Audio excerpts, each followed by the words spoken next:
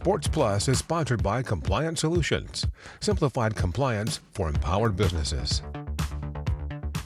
Good evening, I'm Corey Miller and welcome to Sports Plus. Tonight we'll look at the significance of June 1st in sports history, go one-on-one with the hottest racer in the world, and take a look at the wild week that was for St. Louis City SC. But our only team in action this Sunday was down in Arlington, trying to win a series before returning to St. Louis for a long homestand. And so for tonight's main event, we head down to Texas for the rubber match between the Cardinals and the Rangers. Jacob deGrom is not the Jacob deGrom of old, but he's still dangerous. He faced the Cards' Eric Fetty on the mound.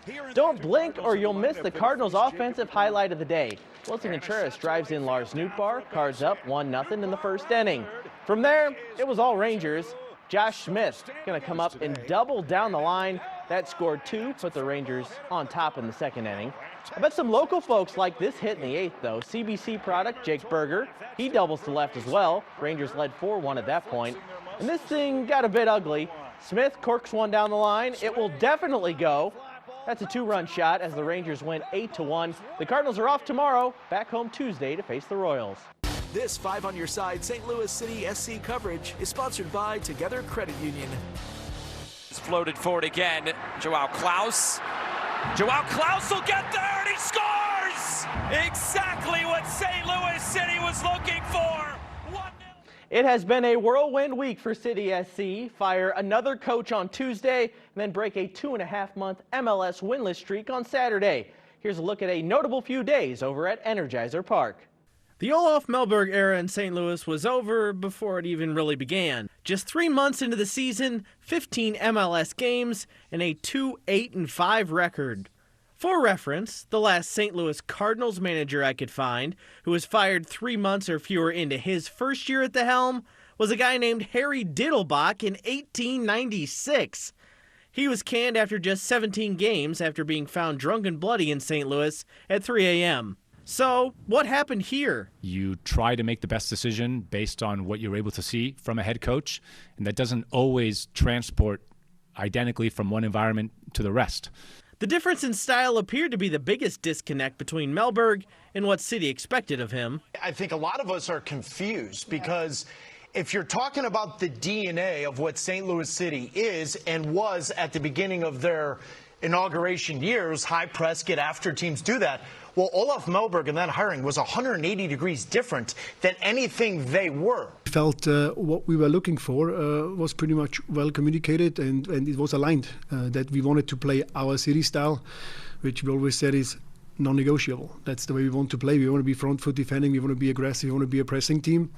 And unfortunately, we did not really see that. Now, after firing their second coach in the last 11 months, City has plenty of blame to go around as they move forward.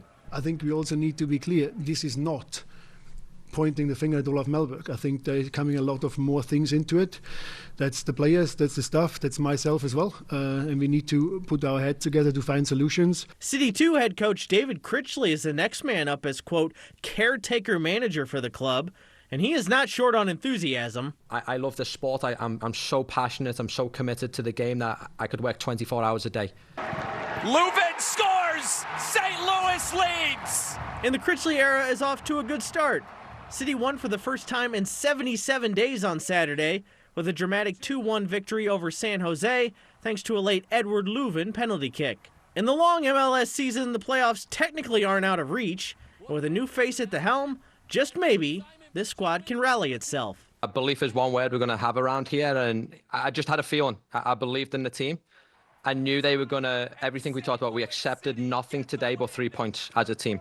So the mentality was super, super important for us. Yes, they equalised late, give us a little bit of adversity. It's okay, we're changing things around here. We don't sit back in them moments, we go and try and win a football game, and that's what they done.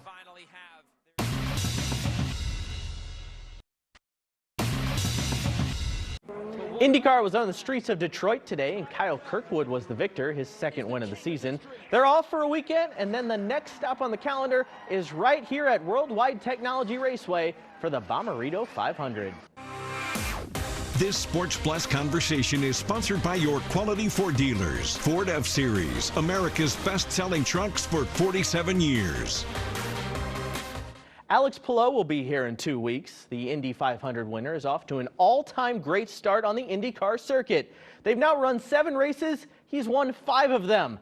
I caught up with the first-time Indy 500 winner earlier this week for tonight's Sunday Conversation. So there's certain milestones and championships in sports that once you reach or win, you kind of reach immortality. I think of the Masters for golf, an NBA championship, Olympic gold medal. I've always thought the Indy 500 was kind of like that. Is that how you feel too? Just how has your life changed in the last couple of days?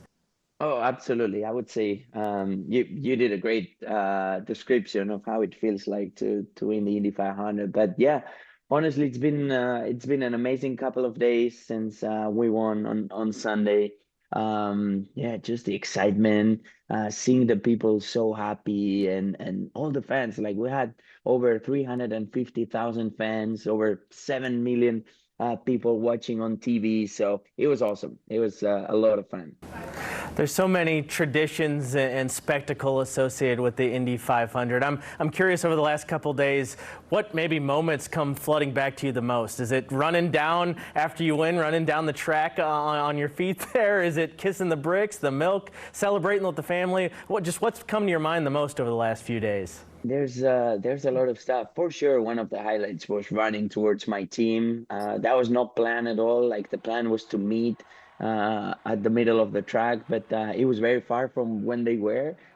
So as soon as I got there and I was alone, I started running towards them. And at the end of the day, it ended up being super fun and a super cool video to see. But yeah, I would say that just being with the fans afterwards and celebrating with them, seeing the energy that they had, that's probably my best. There are good starts to a season, and then there's what you're doing right now currently. You guys have only raced 6 races. You've won 5 of them. Just describe what it's like for an athlete like you to be as locked in as you are right now. Oh, it's been an incredible start of the season. Like, you never expect to start like that, and especially in a series like IndyCar. But it's been the best start of my career so far, even counting the early days in go-karts, whenever we had so many races and maybe the level of the field wasn't as high or as professional as it's now. And this is the best start of my career so far. So it's been incredible. The amazing work that everybody at my team, Chip Ganassi Racing and Honda, have done to just give me a car that it's capable of winning every single race weekend. It's been incredible. So I cannot wait for going to the Worldwide Technology Raceway version now. Couple of weeks, you'll be here in St. Louis at Worldwide Technology Raceway, racing in the Bommarito 500. Just what sticks out to you about the track in that race over your previous entries? Well, I've not performed very well, honestly, there. So it's a track, St. Louis is a track that it's been tough for me. I had a couple of accidents. I think in 21, we had an accident there on a restart. And last year was actually my best result. I think we're on the top 5. So we're decent, but we've never been on the podium. We've never been leading the race. So yeah, that's the goal, right? Like the goal is to try and go there with more confidence after performing so well at the 500 and see if we can just score a good result or a win. We've got an oval track here in St. Louis. You just had your first oval track win at the Indy 500. Nice to get the monkey off the back there. Yeah, I mean, not only nice, but I mean, to always say that my first ever oval win in all series has been at the 500. It's pretty cool. So yeah, it's good to get that out of the way. Now we can focus on trying to win at other ovals as well. I think we've been close, like other ovals like Iowa, Gateway. We improved a lot since I first started in 2021. I think was the first year that I was there. So yeah, man, I just cannot wait to go there and see if we can show the confidence we have. Final thought, and I'll let you go here. Just what has it meant to have the fans' support, especially after your big win this past weekend? But you've been a fan favorite for a long time now. Just to kind of embrace and share this moment when you're really at the top of the sport with all your fans. Oh, it's been incredible. The amount of support I've had over the years. I think at the beginning I had good fans and a lot of I would say there was not a lot of fans, but the ones that were supporting me, like since I started in IndyCar, were like really loyal. Like they were like always texting me, supporting me, and it's been growing since then with the success on track and the time in the series. But this year and this, especially after the win at the 500, it's been incredible. So yeah, I'm just so lucky to be in this position, and hopefully we get to see a lot of them on track, and I can give them some back to the fans with attention. Like I love spending time with them. So yeah, they are the heart of our sport, and hopefully we get to see them a lot at the track.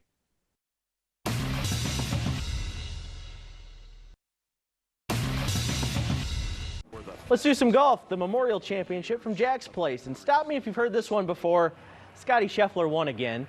He finishes 10 under, 4 shots up on second place. It's his second straight win at the Memorial for Scheffler, and he has now won 3 tournaments in the past month. Is that any good? You saw the U.S. Women's Open right here on NBC. American Nelly Korda had a great round and made a run at it, but just couldn't catch Maja Stark of Sweden. She finished for a final of 8 under to take the tournament. The Sports Trailblazer of the Week is sponsored by Don Brown Chevrolet, the home of the Don Brown deal. Shout out to Lafayette High School grad Brooke Bierman. The Wildwood native played in the Women's U.S. Open at Erin Hills this week as an amateur. Bierman did not make the cut, but did shoot even par in her second round on Friday. I think we will be hearing a lot more from this Trailblazer down the road. Time now for the Victory Men's Health, Frankly Speaking. And a thought about City SC. It has been a tumultuous year for the club. It started with the firing of Bradley Carnell 11 months ago. It culminated with the firing of Olaf Melberg this past week. You know what hasn't wavered? That crowd at Energizer Park. Through the struggles, they are there every match, bringing the energy. That doesn't happen in every city around the league. Those supporters also deserve exciting soccer. Here's hoping the latest change can inspire a return to City's aggressive roots and maybe, just maybe, spark a second half push. They are currently only 6 points out of a playoff spot. I'm just saying, crazier things have happened. That's our show for tonight. For senior producer Andy Moeller, I am Corey Miller. Have a great night, St. Louis. Leuven scores! St. Louis leads!